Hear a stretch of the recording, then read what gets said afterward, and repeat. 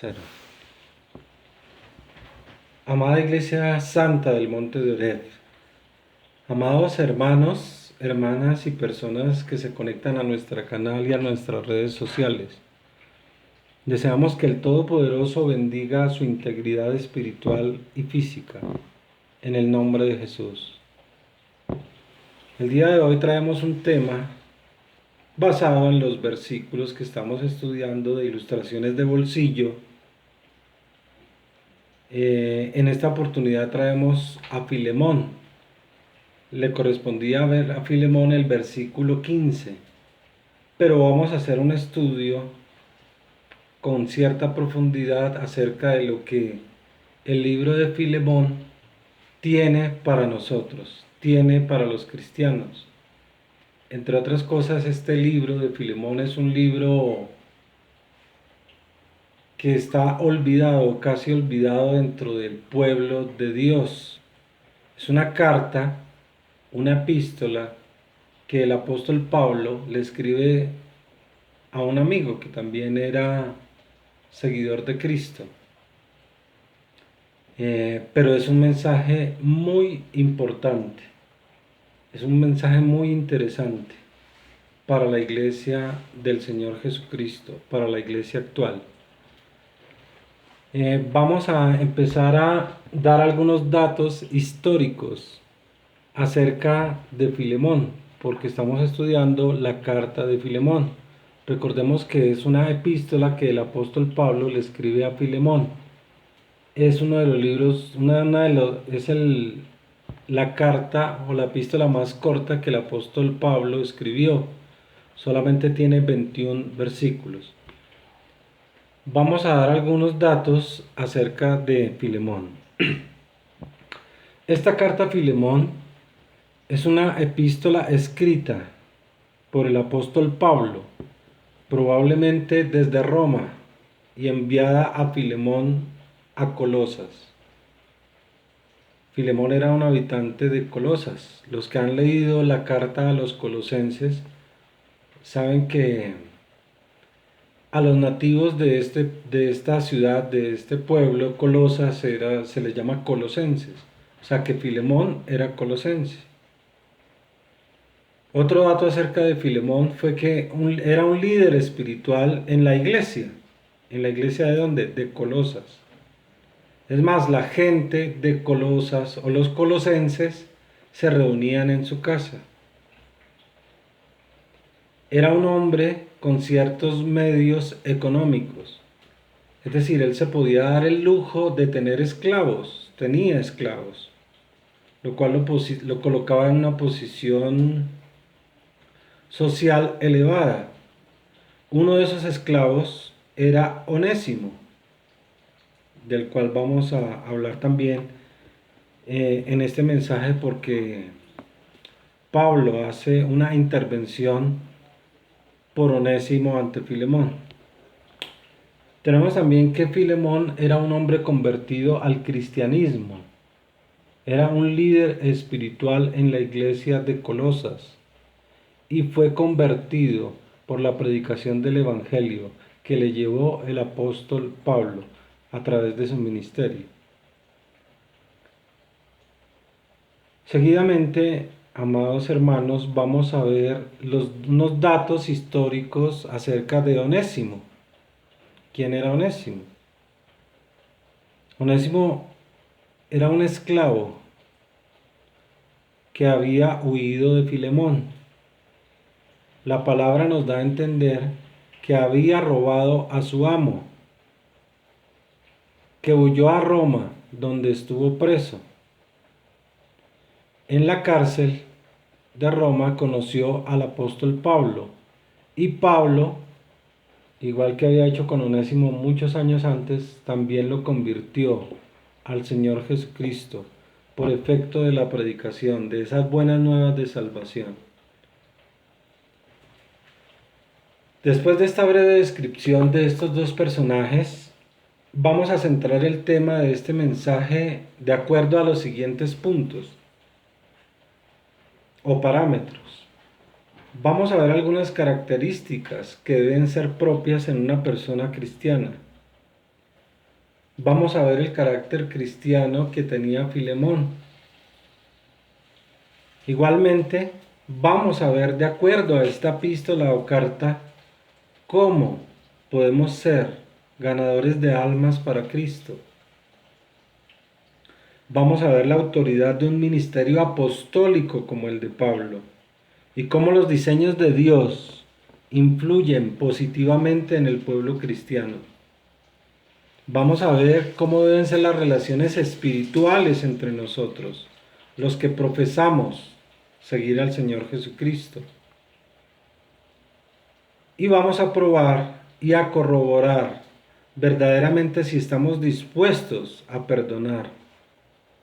¿A perdonar cómo? Como nos es solicitado por el Espíritu de Dios. Es decir, hacerlo de corazón. Un verdadero discípulo del Señor Jesucristo es ante todo un ganador de almas, porque la misión es ir y predicar el Evangelio. La comisión de los discípulos de Dios, de Cristo, es ser ganadores de almas, porque Él mismo nos ordenó ir a las naciones y predicar el Evangelio. Un seguidor de Jesús debe equilibrar o nivelar las relaciones espirituales entre sus hermanos. Debe estabilizar y proporcionar los fundamentos basados en la fe en Dios. En la fe en Dios y en la confianza. ¿Confianza en qué? De que se cumplirá lo que está establecido en su palabra. De que si nosotros perdonamos, también nuestro Padre que está en los cielos nos perdonará. Esta carta del apóstol Pablo, en la cual intercede por el esclavo llamado Onésimo ante Filemón, es una muestra de la justicia que debemos tener reflejada también en nuestra conducta. Es un ejemplo que nos muestra el perdón, la reconciliación y el apaciguamiento que debemos promover entre los hermanos de la iglesia. Esta carta es el resultado de la misericordia. Incluso cuando alguien ha atentado contra nuestro patrimonio, en otras palabras, que nos haya robado o que nos haya engañado o defraudado, tal como Onésimo, quien era el esclavo, había hecho con su amo Filemón. Pero vamos a ver quién era Filemón en la Biblia. La tradición señala que Filemón fue uno de los 70 discípulos escogidos por el Señor Jesucristo para la predicación del Evangelio. El Señor lo escogió junto con otros miembros de su familia, entre ellos Arquipo, que también es mencionado en esta carta a Filemón. Arquipo, entre otras cosas, según la tradición, era hijo de Filemón. Y también en los versículos que vamos a leer enseguida, nos damos cuenta de que hablan de una señora o una hermana Apia o Apía. Apía era la esposa de Filemón y Arquipo era el hijo de esta pareja. Vamos a ir a la salutación, es decir, a los saludos que Pablo le hace a su amigo Filemón en la carta. Dice Filemón 1:3.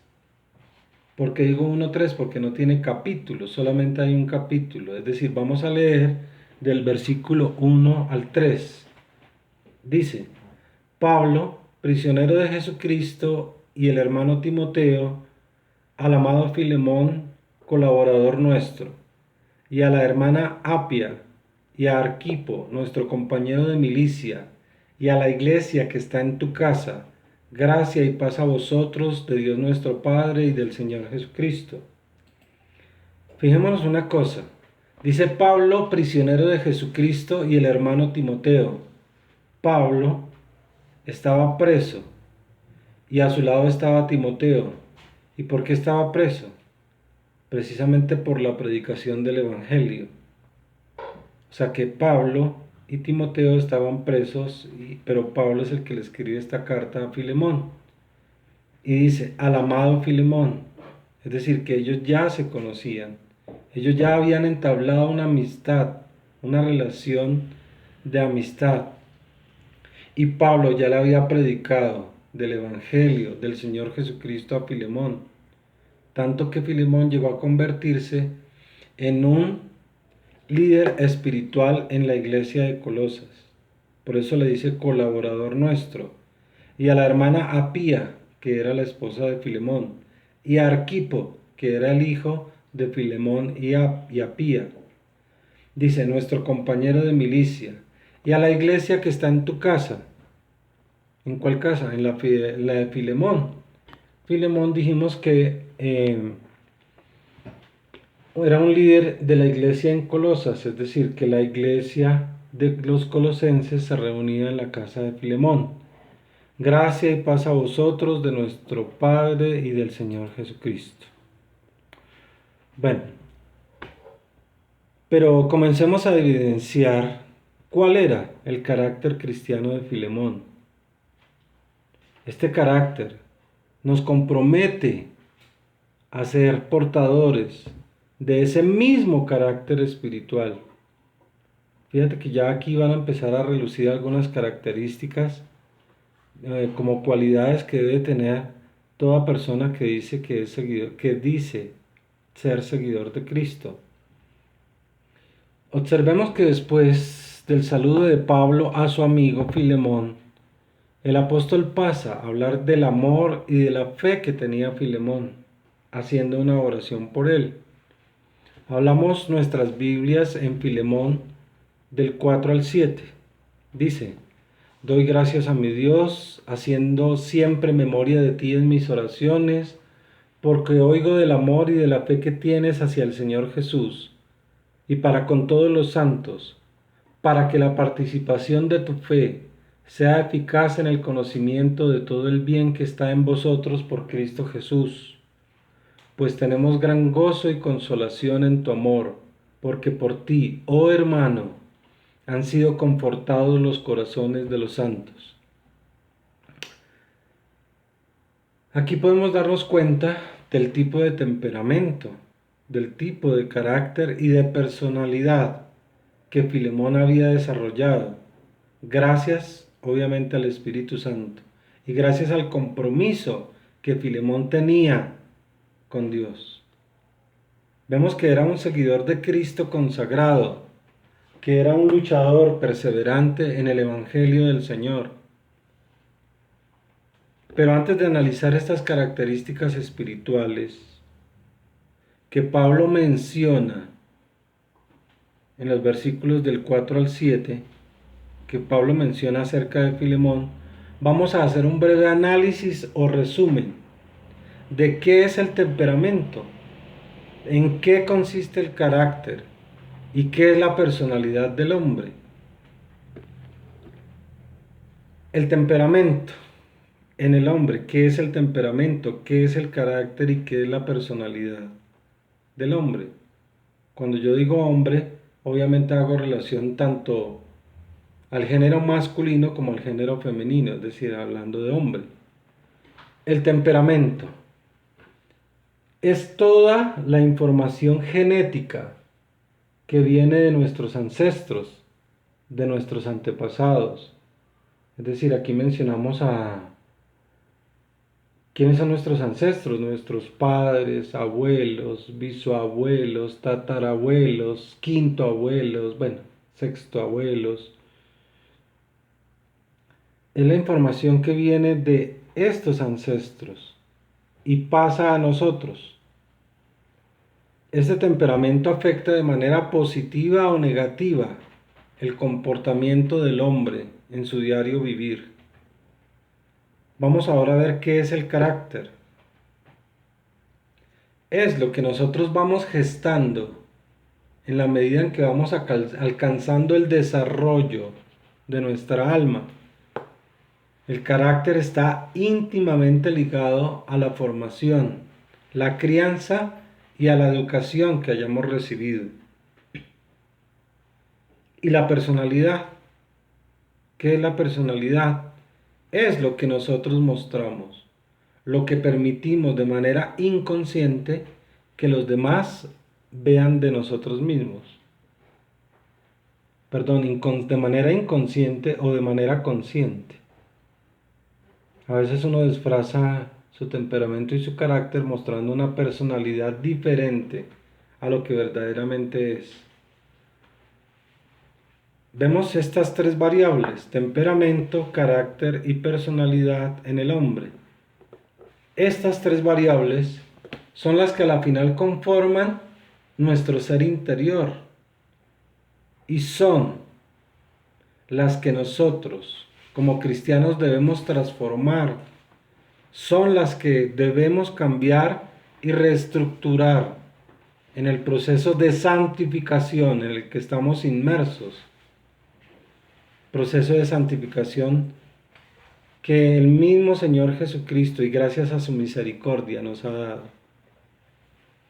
Respecto a este proceso de santificación, hemos dicho en otros mensajes que nuestra redención no es instantánea, es decir, que nuestra santificación no es instantánea, que la promesa de Dios de remover de nuestros cuerpos el pecado no es inmediata. Este proceso de santificación está dado paso por paso.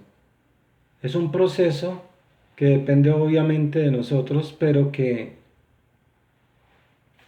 también depende y que es única y exclusivamente de Dios. Hace poco recibí un mensaje de la pastora Patricia, de la profeta Patricia Moscoso.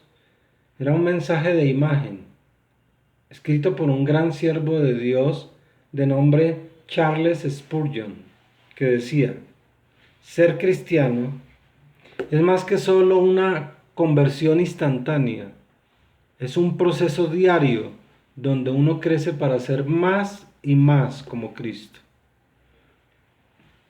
Ahora, regresando al tema que estábamos tratando, del proceder que Pablo menciona de esta persona, es decir, Filemón, de las características o cualidades de este personaje, Pablo enuncia como cualidades de este personaje. Ya las leímos, Filipenses del 4 al 7.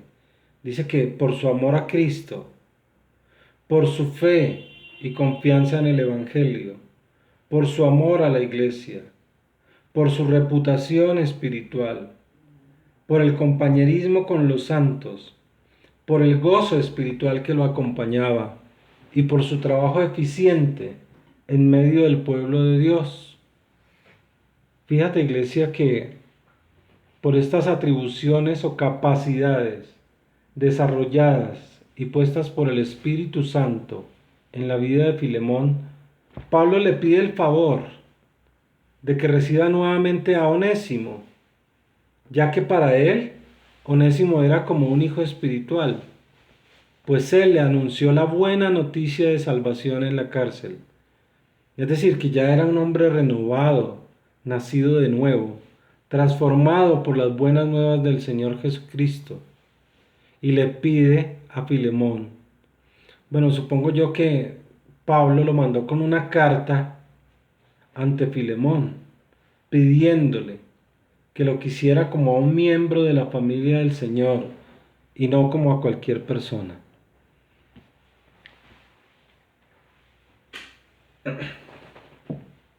Perdón. Ahora señalemos en el texto bíblico cómo Pablo intercede por Onésimo. Dice el versículo 8, por lo cual, aunque tengo mucha libertad en Cristo para mandarte lo que conviene. Detengámonos un momento ahí. Pablo le está diciendo a Filemón que tiene libertad en Cristo para mandarle lo que conviene. Esa libertad de la que Pablo habla aquí es la autoridad del ministerio apostólico que él tenía. Fíjate que dice, aunque tengo mucha libertad en Cristo para mandarte lo que conviene. Esa es la autoridad de un ministerio apostólico. La autoridad del ministerio apostólico que tenía Pablo. Él tenía la potestad que como apóstol le había sido encomendada por el Señor Jesucristo. Incluso Pablo podía darle una orden, porque dice mandarte, dice, para mandarte lo que conviene. Pablo podía darle una orden. Sin embargo, él decide solicitarle de manera cordial a Filemón el favor de que reciba a Onésimo. Seguimos en el versículo 9. Más bien te ruego por amor, siendo como soy, Pablo ya anciano, y ahora además prisionero de Jesucristo, te ruego por mi hijo Onésimo, a quien engendré en mis prisiones, el cual en otro tiempo te fue inútil, pero ahora a ti y a mí nos es útil, el cual vuelvo a enviarte. Tú puedes recibirle como a mí mismo. Yo quisiera retenerle conmigo para que en lugar tuyo me sirviese en mis prisiones por el Evangelio. Pero nada quise hacer sin tu consentimiento para que tu favor no fuese como de necesidad, sino voluntario. Porque quizás para esto se apartó de ti por algún tiempo, para que le recibieses para siempre, no ya como esclavo, sino como más que esclavo, como hermano amado, mayormente para mí, pero cuanto más para ti, tanto en la carne como en el Señor. Así que si me tienes por compañero, recíbele como a mí mismo, y si en algo te dañó o te debe, ponlo a mi cuenta. Fijémonos que en esta petición vemos en la práctica el corazón del mensaje del Evangelio de Pablo. Se trata de un mensaje de reconciliación entre hermanos que profesaban la misma fe. Se trata de un mensaje que lleva implícito el perdón, justo de la misma forma como él mismo Pablo le dijo a los corintios, a la iglesia de Corinto, de que con el Mesías Dios estaba reconciliando el mundo consigo mismo. Es decir, que Pablo estaba siendo intermediario entre Filemón y Onésimo. Estaba haciendo la obra de reconciliación, de la misma manera como Cristo lo hizo con su muerte para reconciliar al Padre con nosotros. Vemos en la palabra 2 Corintios 5, 17, 19. De modo que si alguno está en Cristo, nueva criatura es. Las cosas viejas pasaron, he aquí todas son hechas nuevas. Y todo esto proviene de Cristo. Y nos dio el ministerio de la reconciliación. Que Dios estaba en Cristo reconciliando consigo al mundo, no tomándoles en cuenta a los hombres sus pecados, y nos encargó a nosotros la palabra de la reconciliación. Hermanos y hermanas, fijémonos que dice, no tomándoles a la gente en cuenta sus pecados. De esta manera y bajo esta condición, Pablo se está situando en la misión y posición del Señor Jesucristo, ya que, como él mismo dice, cubrirá las consecuencias del pecado de Onésimo. Ya vamos a ver el versículo siguiente. Él mismo dice que pagará el precio para que Onésimo pueda ser reconciliado con Filemón. Dice el versículo 19 al 21, yo Pablo lo escribo de mi mano, yo lo pagaré, por no decirte que aún tú mismo te me debes también. Aún tú mismo te me debes también, porque Filemón tenía una deuda espiritual con Pablo, porque Pablo lo había anunciado las buenas nuevas de salvación, y por eso Filemón llegó a ser el líder espiritual en la iglesia de Colosas. Dice, por no decirte que aún tú mismo te me debes también. Sí, hermano, tenga yo algún provecho de ti en el Señor, conforta mi corazón en el Señor. Te he escrito confiando en tu obediencia, sabiendo que harás aún más de lo que te digo. En el contexto de estos versículos nos podemos dar cuenta que hay un amo y un esclavo. En la actualidad y bajo las condiciones de un Estado soberano como el nuestro, se supone que la esclavitud terminó. Pero lo que quiero destacar es que ahora este tipo de relación es una relación con vínculos y tintes laborales. Y colocado en términos actuales podría decirse que es el mismo vínculo que existe entre un empleador y un empleado, entre un jefe y un subalterno. Lo mismo que era entre un amo y un esclavo. Ahora, déjenme hacerle unas preguntas a cada uno de ustedes. A cada uno de ustedes. ¿Recibiría en amor a alguien que le falló en gran manera antes de ser creyente, pero ahora cree en el Evangelio al igual que tú? ¿Perdonarías a esa persona? ¿La tratarías como a un hermano en la fe? Ok. En síntesis, esta epístola nos brinda un panorama de la conciliación que Pablo hace entre Filemón y Onésimo, calmando y trayendo serenidad al corazón de Filemón.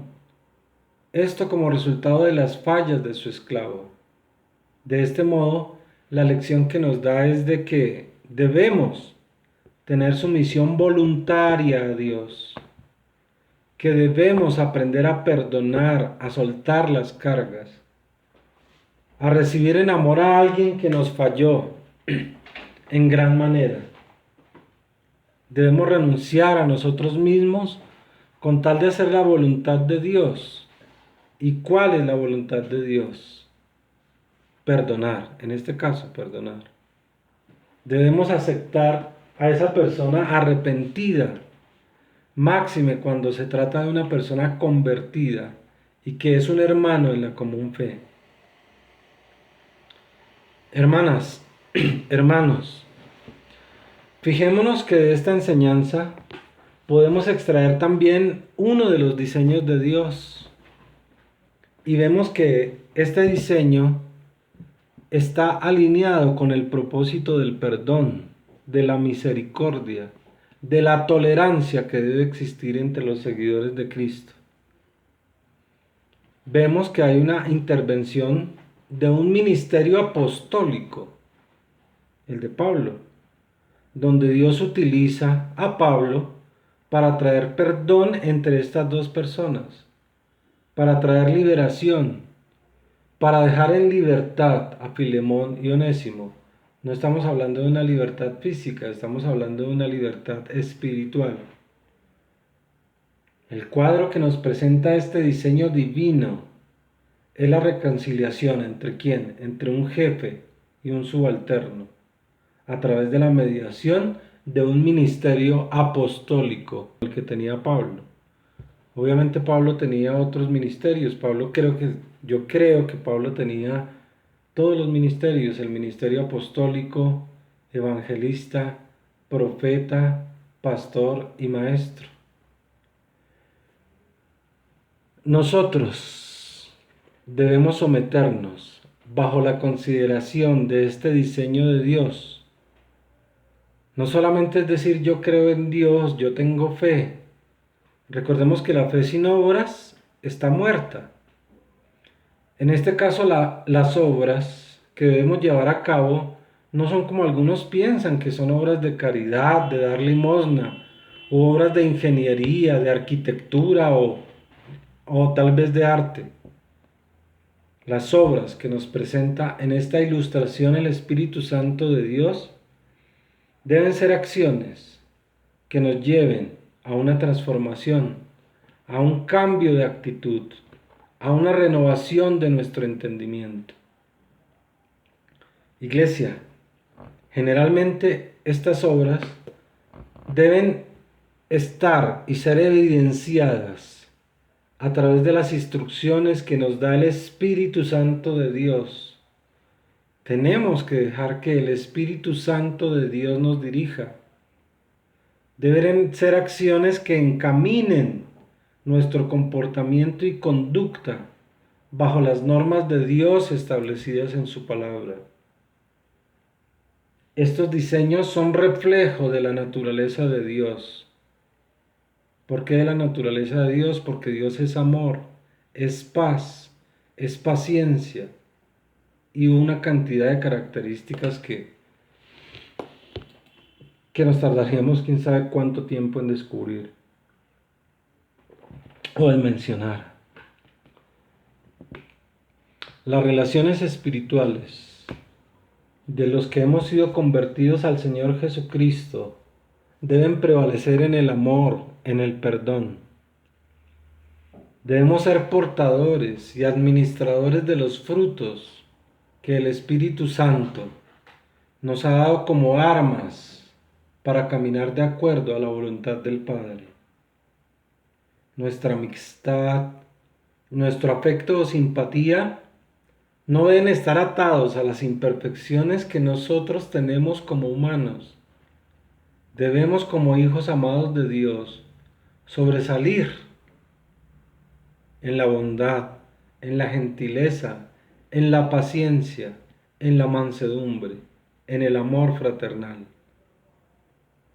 La gracia de Dios, que es el favor no merecido por nosotros, nos conduce a reconocer la igualdad del hombre, a ser verdaderos hermanos en la fe, a tener unidad espiritual con nuestros hermanos. Esta gracia de Dios nos conlleva a perdonar con gozo en el Espíritu, a tener hospitalidad, a brindar seguridad. Esta gracia y misericordia del Todopoderoso nos lleva a reconocer delante de Dios que somos iguales. Hermanos, hermanas, esta intervención del ministerio apostólico de Pablo resalta el hecho de que Filemón y Onésimo ya no pueden relacionarse como amo y esclavo. ¿Por qué? Porque son familia de la misma fe, son hermanos en Cristo. Al llegar a conformar esta familia de Dios, Pablo en el libro de Colosenses nos dice, Colosenses 3:11, donde no hay griego ni judío, circuncisión ni incircuncisión, bárbaro ni excita, siervo ni libre, sino que Cristo es el todo y en todos. Esta gracia y estos diseños del Altísimo nos orientan a la más grandiosa libertad que podemos gozar nosotros como hijos de Dios. Amén. Querida familia, salud, armonía y paz. Shalom para todos ustedes.